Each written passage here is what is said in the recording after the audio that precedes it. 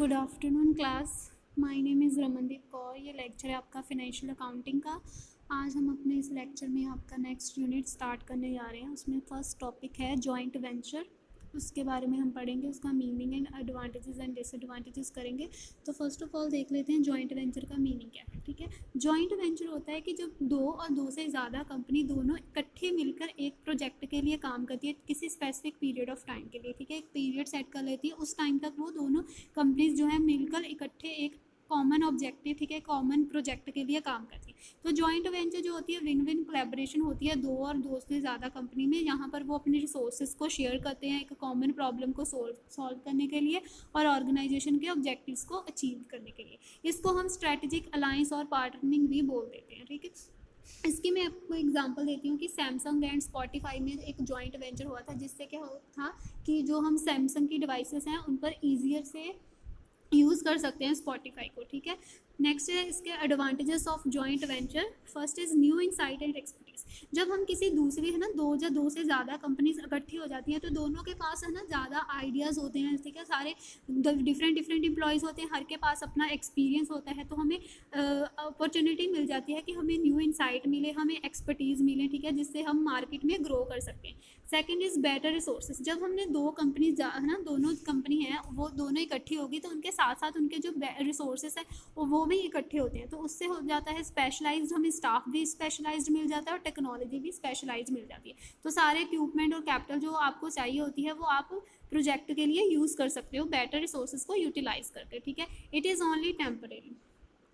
तो जो joint venture होती है वो टेम्परेरी एग्रीमेंट होता है दोनों कंपनीज के बीच में। ठीक है, एक आपकी कंपनी और दूसरी कंपनी के बीच में एक टेम्परेरी कंपनी है ना कॉन्ट्रैक्ट होता है कि एक टाइम के बाद आप उसको आपका वो जब आपका प्रोजेक्ट कंप्लीट हो जाएगा तो आपका जो जॉइंट वेंचर है वो भी खत्म हो जाएगा। ठीक है, fourth is both party share their risk and cost. ठीक है, जब दोनों कंपनी है इकट्ठे एक कॉन्ट्रैक्ट में आई है तो जो भी उनको लॉस होगा, जो भी उनको कॉस्ट होगी, वो दोनों इकट्ठे मिलकर बियर करेंगे। किसी एक पर्सन के ऊपर तो नहीं ना उसका हो जाएगा सारा, उसको एक पर्सन को ही बियर करना पड़ेगा एक ही कंपनी को, नहीं, जो जितनी कंपनी होगी सारों को शेयर करना पड़ेगा सारा रिस्क और सारी कॉस्ट।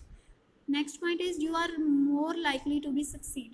योर चांसेस, इसमें क्या होता है कि जॉइंट वेंचर में आपके ज़्यादा चांसेस होते हैं कि आपको ज़्यादा सक्सेस मिले, क्योंकि इससे जब दोनों कंपनी की एज देखिए इसमें क्या होता है कि दोनों कंपनी की क्रेडिटेबिलिटी इंक्रीज होती है, गुडविल इंक्रीज होती है, दोनों रिप्यूटेड कंपनी होती है।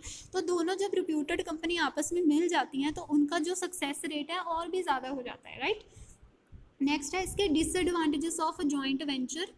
First is Vogue objective. तो जो ऑब्जेक्टिव होते हैं जॉइंट वेंचर के वो 100% क्लियर नहीं होते, वो रेयरली कम्युनिकेटेड किए जाते हैं कि क्लियरली उनको कम्युनिकेट नहीं किया जाता जो पीपल इन्वॉल्व होते हैं। तो जो ऑब्जेक्टिव होता है वो क्लियर नहीं होता, उसमें 100% क्लियर नहीं होता। Second is flexibility can be restricted. There are times when flexibility is restricted in joint venture. When that happens, participants have to focus on the joint venture and their individual business suffer in the process. ठीक है, क्या होता है कि एक ऐसा भी time आता है, ठीक है, कि फ्लेक्सिबिलिटी जो होती है जॉइंट वेंचर में वो रिस्ट्रिक्टेड हो जाती है। ठीक है, इससे क्या होता है कि पार्टिसिपेंट को सिर्फ जॉइंट वेंचर पर फोकस करना पड़ता है।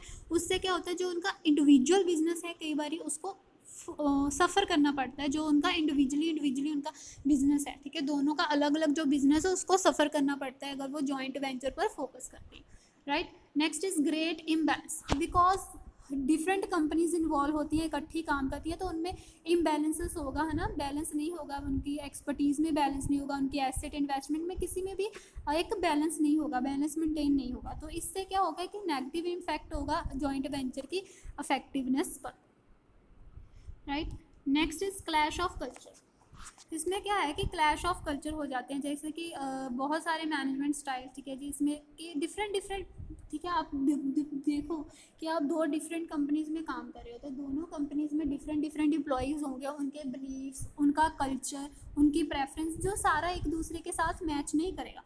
तो इस चीज़ से कल्चर के क्लैशेस की वजह से जो जॉइंट वेंचर है उसको उस जॉइंट वेंचर है जो हार्मफुल होता है उसके कई बार नेगेटिव रिजल्ट आ जाते हैं कल्चर क्लैशेस की वजह से, क्योंकि वहाँ पर आपके एम्प्लॉयज़ के बिलीव्स, परसेप्शंस, उनकी प्रेफरेंस, लाइकिंग डिसलाइकिंग जो है वो एक दूसरे के साथ मैच नहीं कर पाती।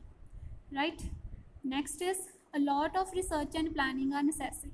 जॉइंट वेंचर को सक्सेसफुली इम्प्लीमेंट करने के लिए हाईली है ना ये डिपेंड होना पड़ता है हमें रिसर्च एंड एनालिसिस, ठीक है जी, रिसर्च पर और एनालिसिस पर।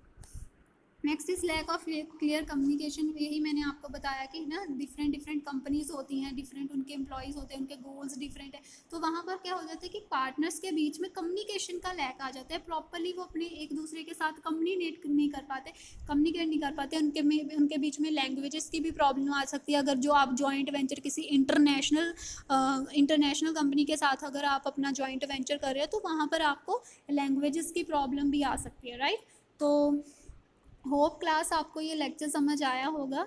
अगर आपको फिर भी कोई प्रॉब्लम होगी तो आप मुझसे कांटेक्ट कर सकते हो। Thank you class.